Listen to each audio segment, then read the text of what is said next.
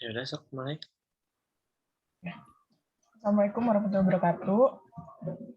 Di sini kami akan menjelaskan tentang CHIP. Pengertian akan dibacakan oleh saya sendiri. Pengertian CHIP, secara pengertian CHIP atau cost in course and phase merupakan salah satu istilah dalam perdagangan internasional yang menunjukkan pihak penjual menanggung biaya pengirim sampai transportasi, yang memuat barang tiba di tujuan, lengkap dengan kewajiban pihak penjual, pembayaran memiliki kontrak dan membayar biaya, serta freight yang diperlukan. Untuk membawa barang ke tempat tujuan, penjual juga memastikan asuransi terhadap risiko kehilangan dan kerusakan. Jika dibandingkan dengan perdagangan lokal, biaya pengiriman dalam perdagangan antar negara jelas lebih tinggi. Hal ini karena perdagangan internasional melibatkan bea cukai, pelabuhan, bank, serta premi asuransi barang. Istilahnya itu international commercial terms atau intercoms. Ini bertujuan untuk menyeramkan dan memudahkan para pelaku ekspor impor pada saat mengirimkan barang. Salah satu istilah yang penting dalam Incoterms adalah CHIP. Peran dan tanggung jawab eksportir akan dibacakan oleh Richa. Richa, boleh dibacakan. Peran dan tanggung jawab eksportir. Sebagai eksportir, tentu yang menjadi tanggung jawab utama adalah mengantarkan barang. Tak hanya itu, eksportir diharuskan mengantarkan barang mulai dari mengambil barang di pabrik atau gudang hingga di atas kapal. Selain itu, penjual atau eksportir juga wajib mengurusi barang hingga sampai ke pelabuhan tujuan dan tak lupa untuk mengurusi nilai premi asuransi dari barang yang dikirimkan. Tak hanya itu, ada beberapa kewajiban teknis yang juga harus dipenuhi oleh penjual atau eksportir, yaitu yang pertama menyiapkan komersial invoice atau dokumen penting sesuai dengan kontrak yang ada. Yang kedua, mengurus pengemasan barang sesuai aturan dan standar ekspor barang atau ekspor packaging. Yang ketiga, mengurus perizinan yang berkaitan dengan kegiatan ekspor, seperti izin keamanan dan prosedur kepabeanan atau custom clearance.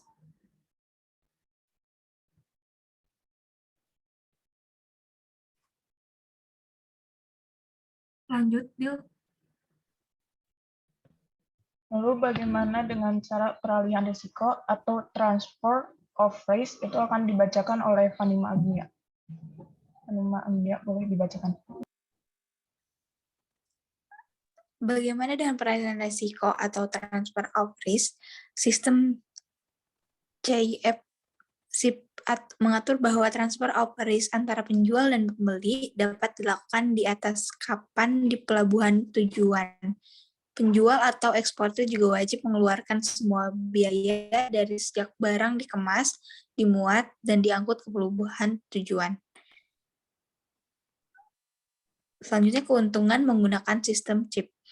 Jika dibandingkan dengan beberapa sistem perdagangan internasional lain, seperti FOB maupun CFR, sistem CHIP memiliki beberapa keuntungan tersendiri. Beberapa di antaranya sistem asuransi dan transfer of risk. Namun, ada beberapa keuntungan yang perlu kamu ketahui apabila ingin memulai ekspor maupun impor barang dengan sistem CHIP, yaitu yang pertama, kebebasan di dalam melakukan kontrak. Artinya, dengan menggunakan sistem CHIP, pihak penjual dan pembeli bebas melakukan kontrak perdagangan. Kedua pihak bebas menentukan syarat-syarat penyerahan barang atau terms of delivery saat melakukan kontrak. Pembeli akan melakukan evaluasi mengenai sistem pengangkutan barang dan juga asuransi yang ada saat akan membeli dengan sistem CHIP. Dari sisi penjual, mereka cenderung akan menghitung jika dia menjual dengan CHIP segala aspek yang ada, mulai dari kesiapan alat angkut, asuransi, hingga jasa bongkar muat barang. Yang selanjutnya adalah importir. importir tidak perlu menyiapkan banyak hal. SIP dapat memberikan keuntungan bagi pihak pembeli atau importir. Dengan sistem ini, pembeli tidak perlu memikirkan lebih banyak mengenai ongkos pengangkutan serta proses pengurusan asuransi beserta prosedurnya. Pihak penjual atau eksportir sudah mengurus semua hal tersebut. SIP adalah sistem yang efektif dan banyak dipilih oleh importir untuk pengurusan barang. Pada pembelian barang jenis tertentu, pihak importir bisa memiliki lebih banyak keuntungan dalam transaksinya. Yang selanjutnya adalah eksportir mencantumkan harga pengangkutan secara jelas. Artinya, dalam sistem SIP, semua biaya operasional ditanggungkan pada pihak penjual. Ya, pihak eksportir mengurus semua hal mulai dari pengangkutan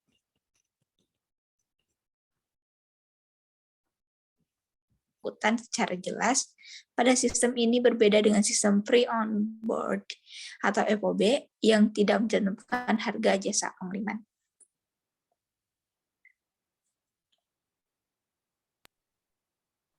Komersial invoice pada ekspor import akan dibacakan oleh Hilpa Monika. Hilpa Monika, boleh dibacakan. Commercial invoice pada ekspor impor sebagai salah satu sistem dalam perdagangan internasional, CIP tetap membutuhkan commercial invoice. Sebagai gambar, commercial invoice memiliki fungsi penting dalam ekspor impor. Dokumen penting berperan agar proses pengiriman barang dari eksportir dan importir dianggap sah. Selain itu, commercial invoice juga berfungsi untuk memastikan proses pengecekan barang berjalan lancar dan sampai ke pihak importir.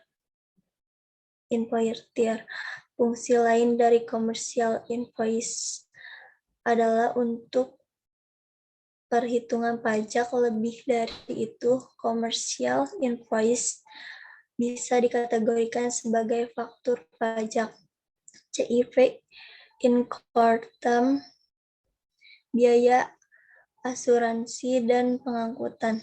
Rezim CIV Incortum sangat mirip dengan yang ada di bawah CFR Incortum.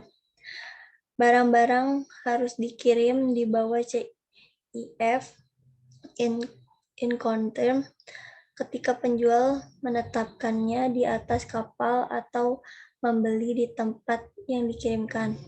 Meskipun transfer risiko terjadi di pelabuhan pengiriman, penjual berkewajiban untuk menyelesaikan kontrak pengangkutan barang sampai pelabuhan tujuan. Penjual harus menanggung semua biaya yang berkaitan dengan pembongkaran di pelabuhan tujuan.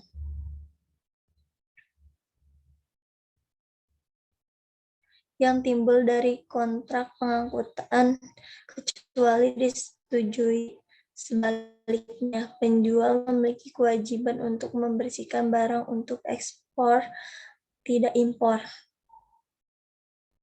CIF Cons Insurance dan Infrared Instrument for of Distinction Incortum.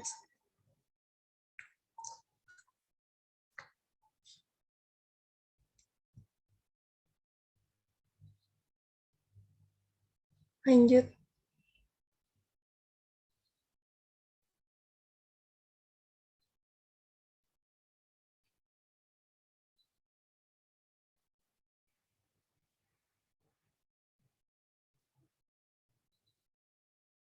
Agak ke bawah nggak sih? Sekarang udah bagian mana sih? Udah Aduh, ini mah. udah mah.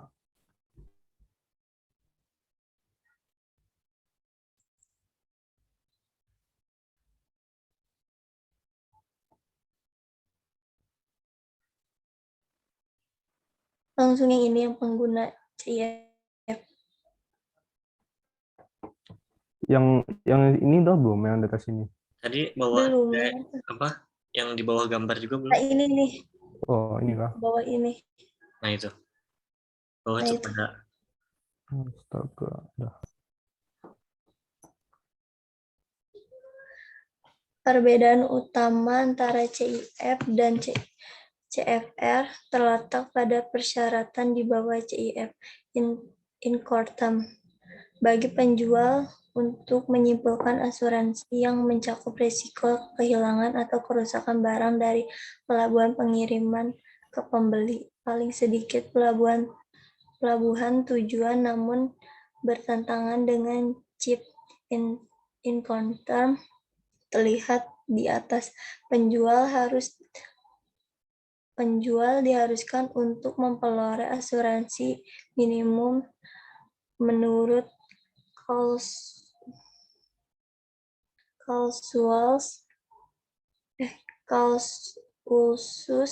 C klausus kargo lembaga atau klausa lainnya, tidak sebuah klausul kargo lembaga seperti yang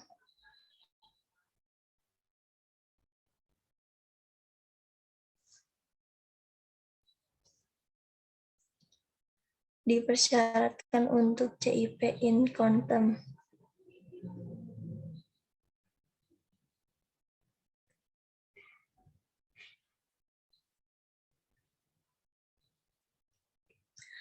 Pada terms CIP berarti bahwa kewajiban penjual eksporti sama dengan CFR atau CNF ditambah dengan kewajiban pembayaran biaya asuransi pengangkutan. Pada terms ini biasanya penjual yang memilih freight forwarder delivery. Dalam hal ini diartikan setelah sampai di pelabuhan tujuan, CIF ini hanya dipakai untuk jenis angkutan di sungai dan lautan. Dua faktor cuaca yang tidak kita prediksi sebelumnya, misalnya seorang employer menempatkan pesanan berupa produk yang diharuskan coba ini agak gedean dong. Pengiringannya dengan menggunakan sinar matahari. Contohnya kurir ranjangan breed to merge atau illage konjak chips, sehingga kita tidak dapat mengirimkan produk tersebut tepat waktu karena sulit pengiringan di musim hujan, sedangkan batas waktu pengiriman hampir selesai. Bila menghadapi permasalahan seperti ini, sedini mungkin segeralah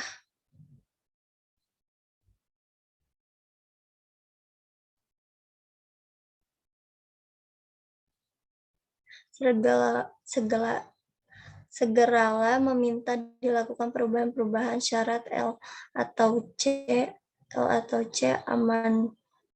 amendments atas establishment dan perpanjangan masa berlaku LC date of service, tetapi biasanya pihak terlalu lama dan bukan tidak mungkin barang yang dipesan sama sekali tidak dapat dikapalkan atau gagal dikirim sehingga akibatnya kerugian di kedua belah pihak.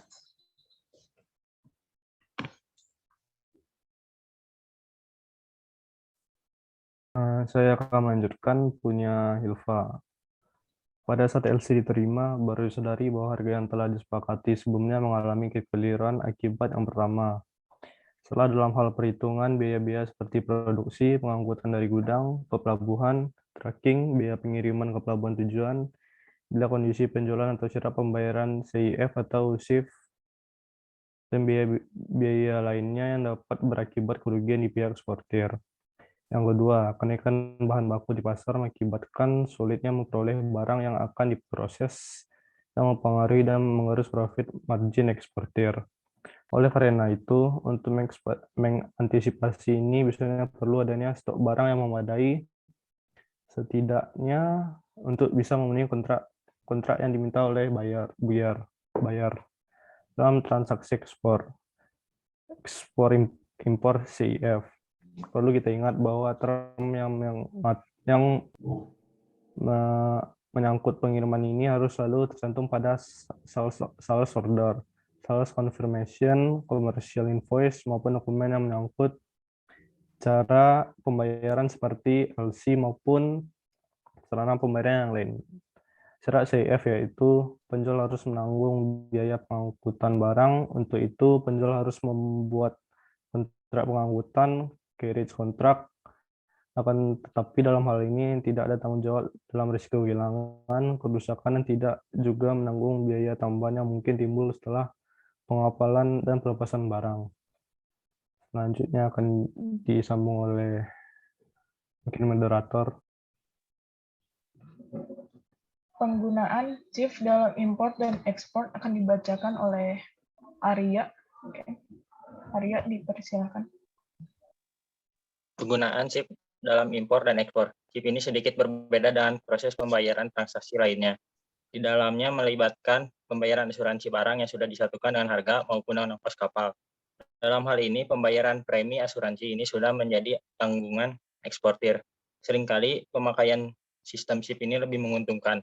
Alasannya ialah karena semua biaya dasar sudah termasuk dalam harga jual tersebut. Meskipun harga bisa dibilang cukup mahal, namun ada jaminan keamanan barang dan juga tanggungan ongkos kirim yang dibayarkan eksportir. Cara ini bisa dianggap lebih efisien dan mudah meski pembayaran akan lebih besar dari metode lainnya.